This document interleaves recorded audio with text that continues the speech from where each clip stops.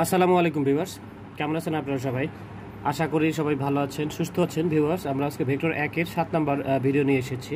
এখানে যে প্রশ্নটি আমরা দেখতে পাচ্ছি, এ বিন্দু রয়েছে 2, 4, -1, এটি মূলত ভেক্টর পদ্ধতিতে বিন্দুর স্থানাঙ্ক। বি বিন্দু রয়েছে 4, 5, 1 এবং সি বিন্দু রয়েছে 3, 6, -3 হলে A B, BC O AC বাহুর মান বের করো। অর্থাৎ আমার এখানে যে এ বি সি তিনটি ভেক্টর বিন্দু দিয়েছে বা ভেক্টরীয় স্থানাঙ্ক দিয়েছে, এই তিনটি বিন্দু ভেক্টরের সাহায্যে তিনটি রৈখিক vector A B, BC O AC বাহুর মান বের করতে হবে। এবং মান বের করার পরে আরেকটা জিনিস আমাকে প্রুফ করে দেখাতে হবে, সেটা হচ্ছে যে দেখাও যে ত্রিভুজ এবিসি একটি সমকোণী ত্রিভুজ এবং এবিসি এর দিক কোসাইন এবি বাহুর বা এবি ভেক্টরের দিক কোসাইন নির্ণয় করো।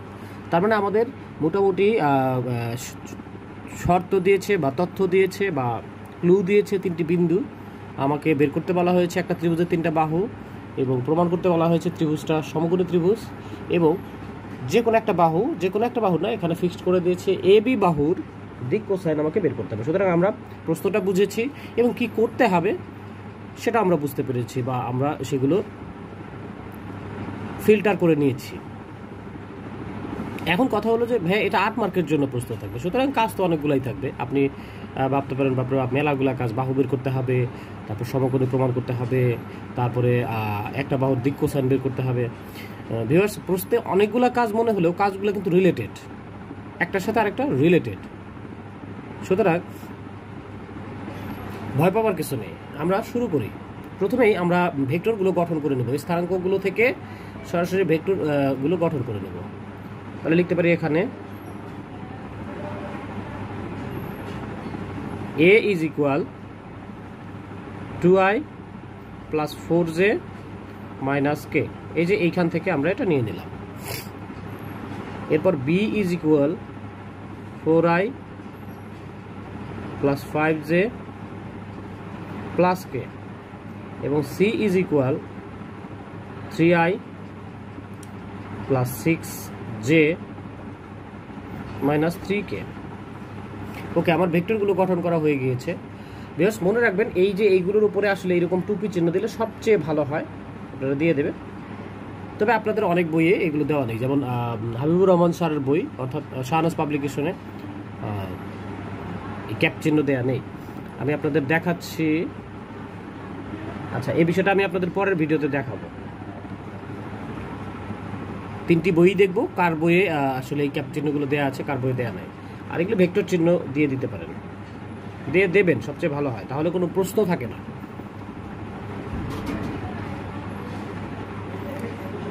তো ভিউয়ার্স, আমরা প্রথমেই এখন এবি বাহু বের করে নেব। তার আগে প্রথমে আমরা এবি ভেক্টর বের করব। আমরা জানি রৈখিক ভেক্টর বের করার নিয়ম হচ্ছে পেছনেরটা থেকে সামনেটা বিয়োগ করতে হয়, অর্থাৎ বি মাইনাস এ, আর এখানে একটা ও লিখতে হয়। এই ও মূলত সাপেক্ষ বিন্দু, এখানে ধরা যেতে পারে, ধরি ও সাপেক্ষ বিন্দু। অর্থাৎ আপনি এখানে ও বিন্দুটা কোথা থেকে আসলো সেটার এক্সপ্লেইনও কিন্তু আপনি এখানে দিয়ে দিলেন, অর্থাৎ কোনো সমস্যা নেই। আর চিত্রের ব্যাপারে অনেকে বলে যে চিত্র দিতে হবে কিনা, আমি বলবো যে যদি আপনার কাছে বিড়ম্বনা মনে হয় বা আপনি চিত্র দিতে পারলে দেবেন। আর আপনাকে প্রশ্নে কিন্তু বলা হয় না যে আপনি চিত্র অঙ্কন করেন বা চিত্র দেন বা চিত্র আবশ্যক দিতেই হবে, এমন কোনো কথা নেই। আপনার যেখানে প্রয়োজন সেই জায়গায় আপনি চিত্র দেবেন। এই চিত্র দেওয়ার যে কনফিউশনটা, এটা মূলত আপনি আরও ভালো বুঝতে পারবেন যদি আমরা ভেক্টর 2 এর 2-একটা অঙ্ক রয়েছে সেইখানে যাই, আসলে কোন জায়গায় আমাদের চিত্রটা দরকার পড়ে আর কোন জায়গায় চিত্র না দিলেও চলে। যেমন আমি এই অঙ্কের ক্ষেত্রে বলবো, আপনার ইচ্ছা, আপনি চিত্র যদি মনে করেন আপনি কমফোর্ট ফিল করছেন বা চিত্র দিলে আপনার ভুল হবে না, আপনি চিত্র দেবেন, অন্যথায় কোনো দরকার নাই। আপনি এইভাবে ধরে নেবেন ও সাপেক্ষ বিন্দু, মানে ও বিন্দুটা কোথা থেকে আসলো সেটা আপনি বলে দিলেন, বা ও মূল বিন্দু, সাপেক্ষ বিন্দু বলতে পারেন বা মূল বিন্দু বলতে পারেন, কোনো সমস্যা নেই। এবার মান বসান। বি এর মান আমরা দেখতে পাচ্ছি 4i 5j k, তাহলে 4i plus 5j plus k minus এ পাচ্ছি আমরা, মাইনাস করলে চিহ্নের পরিবর্তন হবে, তাহলে 2i, এটা প্লাস ছিল তাহলে মাইনাস হয়ে যাবে 4j, এটা মাইনাস ছিল তাহলে প্লাস হয়ে যাবে। আমরা তো যোগ বিয়োগ অবশ্যই করি, ঠিক সেইভাবেই করব নর্মালি। 4টা থেকে 2টা বাদ দিলে 2টা i, ওকে। 5টা থেকে 4টা বাদ দিলে একটা j প্লাস হবে, কারণ বড়টার সামনে প্লাস, k আর k 2k। অতএব এটা হচ্ছে ab ভেক্টর, মানে একটা ত্রিভুজের ab বাহু বরাবর একটা ভেক্টর আসলো। আমরা এখন ab বাহুর মান বের করব। তাহলে অতএব ab ভেক্টরের মডুলাস মানে হচ্ছে ab বাহু।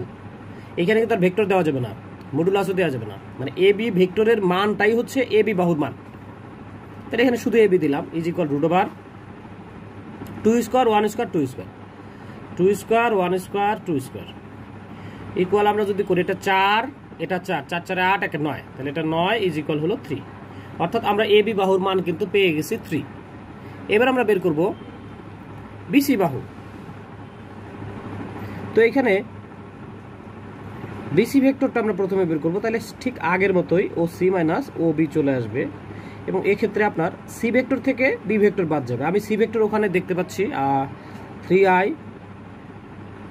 Plus 6j minus 3k, minus b ভেক্টরের মান পাচ্ছি আমরা 4i, মাঝখানে প্লাস ছিল ওটা হয়ে যাবে মাইনাস 5j, যেহেতু এখানে মাইনাস করতেছি আমরা তাই চিহ্নের পরিবর্তন হবে, তারপর প্লাস কে ছিল ওটা হয়ে যাবে মাইনাস কে।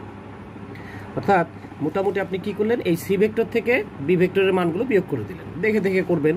এবার নর্মালি আপনি যোগ বিয়োগ করেন, 3টা i থেকে 4টা i বিয়োগ করলে, অর্থাৎ এখানে 4টা i থেকে 3টা i বিয়োগ হবে, একটা i হবে, এবং যেহেতু বড় সংখ্যাটার সামনে মাইনাস তাহলে মাইনাস হবে। এই বিষয়গুলো আপনারা জানেন বা আমরা সবাই বুঝি। 6টা j থেকে 5টা j বিয়োগ করলে প্লাস একটা j, 3টা কে মাইনাস আর একটা কে মাইনাস, তাহলে মাইনাস 4টা কে। এবার বিসি ভেক্টরের মডুলাস করব আমরা। বিসি ভেক্টরের মডুলাস যদি করি, এটাকে আমরা বিসি বাহু বলবো, এবং বিসি বাহুর মান আমাদের দাঁড়াচ্ছে হলো root over -1 square plus 1 square plus -4 square equal আমরা হিসেব করে দেখতে পাচ্ছি এটা 1, এটা 1, 2 আর এটা 16, অর্থাৎ আমাদের চলে আসলো হচ্ছে রুট ওভার 18 ইজ ইকুয়াল আমরা করতে পারি হলো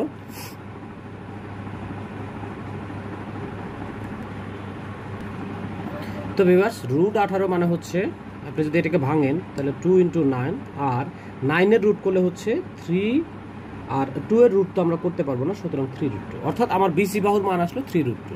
তাহলে এবি বাহুর মান আসলো 3 এবং বিসি বাহুর মান আসলো 3√2। এবার আমরা এসি বা সিএ ওরা যেভাবে প্রশ্ন চেয়েছে, আমরা দেখতে পাচ্ছি ওরা প্রশ্ন চেয়েছে হলো এসি বাহু। দেখেন এখানে বলে দিয়েছে এসি, সুতরাং আমরা এসি বের করবো, সিএ হিসেব করবো না, যদিও এসি বাহু এবং সিএ বাহুর মান একই আসবে, কিন্তু আমরা যেহেতু ওরা এসি আকারে চেয়েছে তাহলে এসি আকারেই বের করবো। তো ভিউয়ার্স এসি ভেক্টর ইকুয়াল আমরা জানি পেছন থেকে সামনে করতে হবে, তাহলে ওসি মাইনাস ওএ, এবং এখানে ওসি মানে সি এর মান, সি এর মান আমরা এখানে বসাই দিচ্ছি, এরপরে মাইনাস ওএ, ও এর মান এখানে বসাতে গিয়ে এখানকার চিহ্নগুলো পরিবর্তন করে নিয়েছি, কারণ আমরা জানি কোনো কিছু মাইনাস করলে তার পেছনের অংশের চিহ্নগুলো পরিবর্তন হয়। এখন যোগ বিয়োগ করবো, 3টা i থেকে 2টা i বিয়োগ করলে একটা i, তারপর 6টা j থেকে 4টা j বিয়োগ যাবে, কারণ এটা প্লাস এটা মাইনাস, বিয়োগ করলে 6টা j থেকে 4টা বিয়োগ করলে হচ্ছে প্লাস 2টা j। এরপর কে দেখেন এখানে আছে 3টা, এখানে আছে একটা, 3টা কে থেকে একটা কে বিয়োগ করলে হচ্ছে 2টা কে। ওকে, আমরা এসি ভেক্টর পেয়েছি, এবার এসি এর মডুলাস করব। এসি ভেক্টরের মডুলাস করলে ওটাকে এসি বাহু বলা হবে, is equal root over 1 square 2 square minus 2 square, তাহলে 1 square plus 2 square plus -2 square. আমরা যদি ক্যালকুলেশন করি তাহলে এটা 4, এটা 4, 4 4 8, 1 9, তাহলে এটা হচ্ছে 9 ইজ ইকুয়াল 3। অর্থাৎ আমরা 3টা বাহুর মান কিন্তু পেয়ে গেছি, একটা পেয়েছিলাম 3, আর একটা পেয়েছিলাম 3√2, আর একটা পেলাম হচ্ছে আপনার 3। এখন ভিউয়ার্স একটা জিনিস খেয়াল করবেন, আমরা পিথাগোরাসের উপপাদ্য থেকে কি জানি, এবং আমরা এই পিথাগোরাস উপপাদ্যকে এই প্রশ্নে টানলাম কেন? ভিউয়ার্স আমাকে বলা হয়েছে একটা ত্রিভুজের 3টা বাহু বা বিন্দু দিয়েছিল, সেই ত্রিভুজের আমরা 3টা বাহু বের করলাম। পরের অংশটাতে বলা হয়েছে প্রমাণ করো যে যেই ত্রিভুজটা নিয়ে কাজ করা হলো সেই ত্রিভুজটা একটা সমকোণী ত্রিভুজ। প্রশ্নের পরের অংশটাতে বলা হয়েছে। তো এখন সমকোণী ত্রিভুজ প্রমাণ করতে গেলে আমাকে একটা ওয়ে আছে, সেটা হচ্ছে যে পিথাগোরাসের উপপাদ্য ফেলে দেয়া। যদি এই বাহুর মানগুলো পিথাগোরাসের উপপাদ্য স্যাটিসফাইড করে, তাহলে ওই ত্রিভুজটা একটা সমকোণী ত্রিভুজ হবে। এখন পিথাগোরাস উপপাদ্য আমার আসলে সমকোণী প্রমাণ করার জন্য পিথাগোরাস উপপাদ্য টানতে হচ্ছে, যে কারণে আমার এখানে সমকোণী ত্রিভুজটা লাগবে। আমরা এঁকে নিলাম। এইখানে আমরা পিথাগোরাস উপপাদ্যটা যদি ফেলি, আমরা জানি লম্ব প্লাস ভূমি স্কোয়ার, লম্ব স্কোয়ার প্লাস ভূমি স্কোয়ার ইকুয়াল অতিভুজ স্কোয়ার।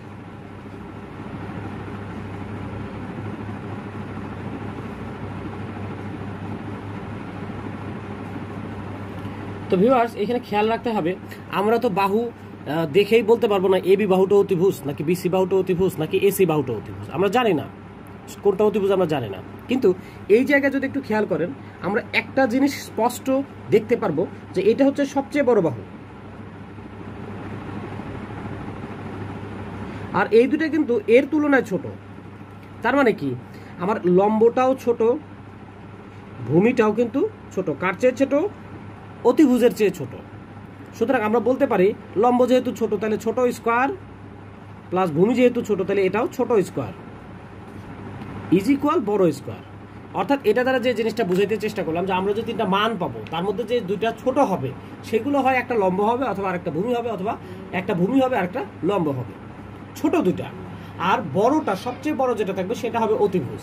তা আমরা যদি ছোট যে মান দুটো থাকে তাদেরকে স্কোয়ার করে যোগ করে যদি বড়টার স্কোয়ারের সমান করতে পারি তাইলে তো পিথাগোরাস উপপাদ্য মিলে গেল। সো এইখানে আমরা ছোট দেখতে পাচ্ছিলাম এসি এর মান 3 আর এ বি এর মান 3, আর আমরা বিসি এর মান দেখেছি 3√2, ফলে ওইটা কিন্তু একটু বড়। এখন আমরা দেখব ছোট দুটাকে স্কোয়ার করলে কি হয়। এখন AC square plus A B square is equal 3 square plus 3 square, 9 plus 9 equal হচ্ছে 18। আবার এবার বিসি স্কোয়ার করব, বিসি স্কোয়ার ইকুয়াল, ও দুঃখিত ভিউয়ার্স, হ্যাঁ, বিসি স্কোয়ার ইকুয়াল 3√2 তার উপর স্কোয়ার, 3 এর উপর স্কোয়ার করলে 9 আর √2 এর উপর স্কোয়ার করলে 2, অর্থাৎ 9 দুগুণ 18। অর্থাৎ আমরা বলতে পারি ছোট দুটার স্কোয়ার করলে বড়টার স্কোয়ারের সমান হলো। তাহলে এখন এই কথাটা এখানে লিখতে হবে। অতএব তবে ওই ভাষাগুলো লেখার দরকার নেই, এগুলি লেখার দরকার নেই, আপনি লিখবেন এই দুটো স্কোয়ার সমান এইটা স্কোয়ার। আমি শুধু এখানে বোঝানোর চেষ্টা করলাম আপনি যে প্রথমে দুটা বাহুকে স্কোয়ার করে যোগ করবেন সেই দুটা কোন দুটা নেবেন। সবসময় আমি বলবো ছোট দুটা নেবেন, তিনটা মানের মধ্যে যে দুটো ছোট তাদেরকে আপনি স্কোয়ার করে রাখবেন আর বড়টাকে আলাদা করে স্কোয়ার করবেন। যদি দেখেন দুইটা মান একই আসে তাহলে আপনার পিথাগোরাস উপপাদ্য স্যাটিসফাইড করে ফেললো। ফলে আমরা বলতে পারবো ত্রিভুজটা সমকোণী ত্রিভুজ। এখন এই কথাটা এখানে লিখে দেবো, যেহেতু বা অতএব দিলেও হবে। অতএব A B square plus AC square is equal BC square. ফলে ত্রিভুজ এবিসি সমকোণী, এটা একটা প্রমাণ হলো। আবার আপনি এখানে প্রমাণিত লিখে দিতে পারেন। এখন শেষ অংশে বলা হয়েছিল এবি বাহুর দিক কোসাইন নির্ণয় করো, সরি এবি ভেক্টরের। আমরা পাই এবি ভেক্টর ইজ ইকুয়াল, আমরা পেয়েছিলাম হিসেব নিকেশ করে 2i plus J plus 2k। AB ভেক্টরের মান আমরা এটা পেয়েছিলাম, এবি ভেক্টর পেয়েছিলাম। আর এবি ভেক্টরের মডুলাস আবার আমরা পেয়েছিলাম কত? √3। অতএব এবি ভেক্টরের দিক কোসাইন সমূহ, দিক কোসাইন তো 3টা হয়, তাই দিক কোসাইন সমূহ একটা হবে এই আই এর সহগ ডিভাইডেড বাই মান, অর্থাৎ মান √3, এই জে এর সহগ কোনো কিছু নাই মানে 1 ডিভাইড বাই √3, আর এই যে কে এর সহগ 2 ডিভাইড বাই √, এটাই হচ্ছে আমাদের এ বি এর দিক কোসাইন 3টা। বাস এইটুকুই করতে হবে। তাহলে আমরা আবার একবার কনক্লুশন টানবো কি কি করলাম। প্রথমে আমরা যেটা করেছি যে বিন্দু ভেক্টরগুলো স্থানাঙ্ক পদ্ধতিতে দিয়েছিল সেগুলোকে আমরা প্রথমে ভেক্টর আকারে নিয়ে এসেছি এ বি সি আকারে সাজিয়ে নিয়েছি। তারপর এ বি বাহু বের করেছি, যেহেতু ওরা এ বি বিসি এবং এসি চেয়েছিল সেই সাপেক্ষে এ বি ভেক্টর বের করেছি, এ বি এর মান বের করেছি, তাহলে এ বি বাহু হয়ে গেল। বিসি ভেক্টর বের করেছি এবং বিসি এর মান বের করেছি, তাহলে বিসি বাহু পেয়ে গেলাম।